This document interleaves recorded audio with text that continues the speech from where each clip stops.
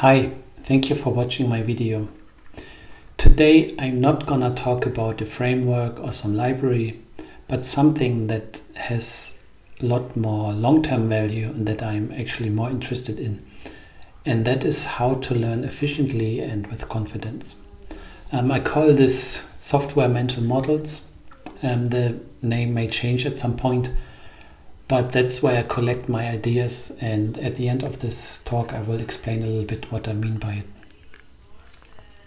So we all know this. You are an engineer or some kind of knowledge worker and you have an 8-hour workday or longer, and then there is just still so much to learn. The reason for this is that technology is increasingly changing at an increasingly faster rate, and it's getting more and more difficult to catch up with everything. And then there's the question not only of what to learn, but how. So should I read a book that takes lots of time? Shall I watch a video course? Should I copy and paste answers from Stack Overflow or some other website? Or should I do more hands-on and really create something? How do I not get lost in details? How do I know what's important and what I can skip? You may think, why have I hit the plateau and you don't advance in your skills? Or you may think that others seem to be able to pick up stuff much faster than you are, and you wonder why that is.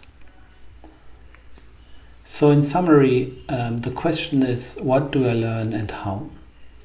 So I have little time, I want to spend it wisely. I want to learn the right thing the right way. And there is a way to answer this confidently. And that's with the answer can be found in mental models. Now, I may use mental models a bit differently if you heard of them before, so let me explain what I mean by it. One important thing is that we always use mental models. For example, you're on holidays, you're in a hotel, you have been several times gone to the beach, and the next time you want to go again to the beach, you cannot help but have some kind of internal representation on how to get there.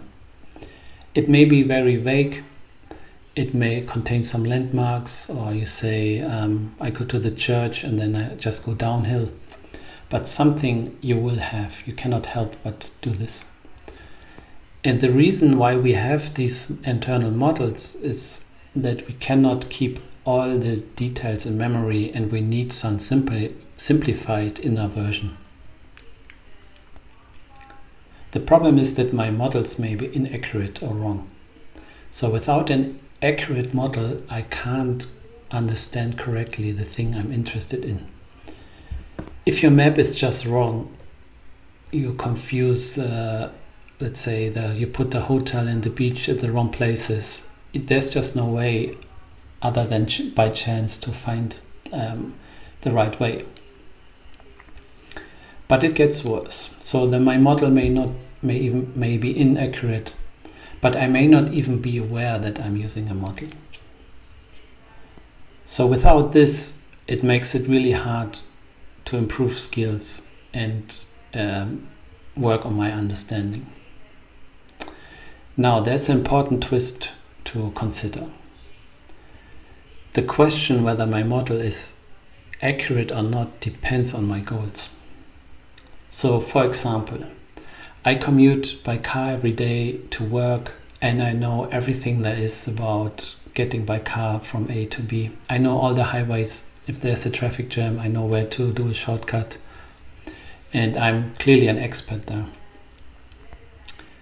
But let's say my driving license gets suspended, or I want to do something for the environment and I go by a bicycle.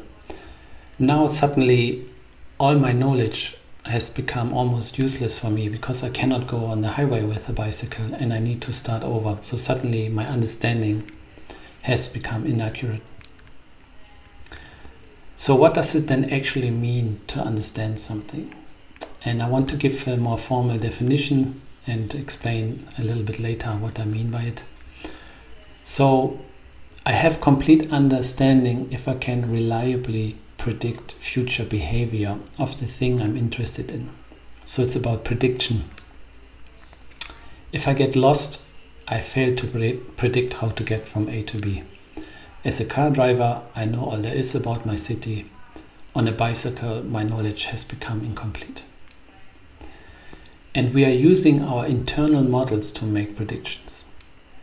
And that means all we care about really is the accuracy of our inner models. The more accurate my model is for my goals, the higher is my understanding. With this now we can give a recipe to learn efficiently. I will explain all the steps in more detail. So the first step is make your internal model visible. The second is to test your model. The third step is to refine your model. And the fourth step, if your goals change, you may have to start over. So the first step, make my mental model visible. That's a crucial step. As I mentioned before, we may not even know we have a model. So the first step is to move this model out of the subconscious into the open so we can examine and evaluate it. The more details we have at this step, the better. How do we do that? So the short answer really is whatever works for you. There's a lot more to say about this, but it can be you write, you draw diagrams, you explain it to others, or you do a video like what I'm doing here. Now, once you have defined your model, you test it. And the question is here, where do I fail to predict the future behavior? Where is my model inaccurate? There are basically two ways to do it. First is do nothing, which means that's like the default state that most of us are in. So you just wait until you make a mistake or that you get to a situation that you cannot explain. That's the moment where you see your model is inaccurate. The other way is to actively seek out situations and weaknesses in your model, right? So you challenge your understanding actively. The third step then is to refine your model. So you know that your internal model does not correctly reflect reality. So you find out where it happens and you correct it. So this is now the place where we actually learn and deepen our understanding. Now, there might be, or there certainly will be a time where refining your model is not sufficient anymore. So you may need an additional model or a new one. And I can explain this by, let's say, the typical path everyone has going from beginner to intermediate to an expert. So this is obviously a simplified way, but just to make the point, so at the beginning you advance quickly because everything is new and you learn new things and you progress nicely. But then comes a time where if you don't deepen your knowledge, you will see more and more cases that you don't understand. So it even seems that your progress that you is getting worse. So your accuracy, you see more examples where your model is inaccurate, you've hit the plateau and you may even regress. That's the moment that if you want to change this situation and become better, what I call here, you change your goal. So this is then the time where you need to study and deepen your knowledge and make your models more sophisticated. So now with this, we can, if you remember the questions from the first slides, give confident answers to some of the questions. And again, there's a lot more to say about, but I will give some examples. So, should I invest time or should I go for quick answers? Should I read a book, video course, or go to Stack Overflow, let's say, as an example? So the answer here really is in the accuracy of your model. If your accuracy is way off, quick answers won't help you. You need to learn the fundamentals. If your model is mostly accurate and you have minor gaps, then yes, go for the quick answers and they will help you in this case. Should I do hands-on or should I go and study more theory? In other words, should I build something or study? This really depends where you are on your process. So if you're in the first step where you visualize your model, so you have no idea or your model is very far off, you need to study first. It's not very efficient if you just don't know any theory or basics and just go about and just try to figure out something by your own.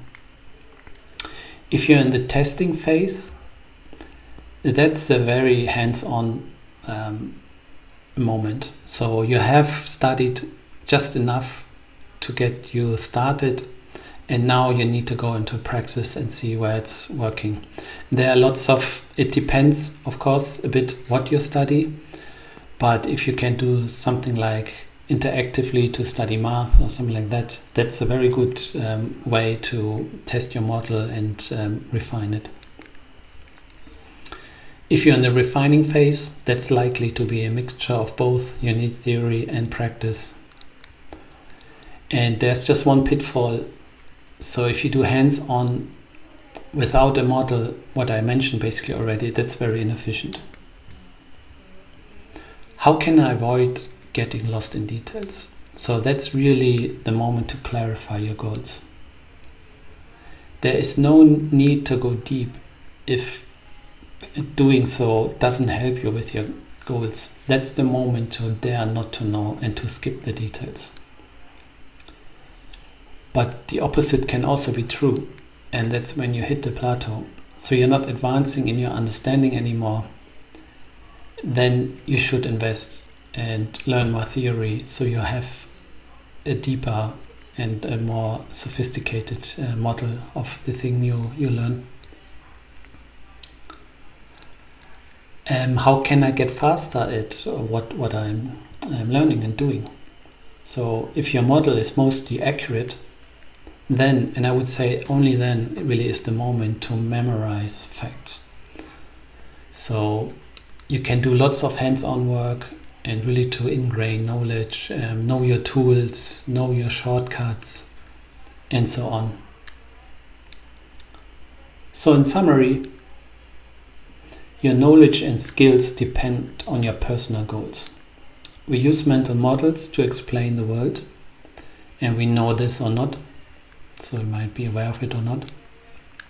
And the accuracy of my internal models determines my understanding. And the recipe to learn efficiently and with confidence is define the model, test it, refine it, and if changing goals, if you get stuck and you need better or more other models. When you're in doubt how to invest your time, look at your model. It will tell you what you need to do. So thank you very much. There's a lot of more to say about this. You can go to one of these links I provided here. My goal really is twofold. So I would like to explain technology using mental models and give you some mental models that might be useful for you. However, the second goal for me is that to demonstrate how you can develop your own mental models. This is way more important because learning is always a personal journey. We are all at different places and our situations are different.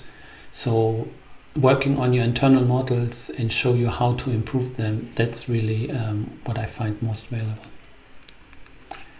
And thank you very much. See you soon again. Bye.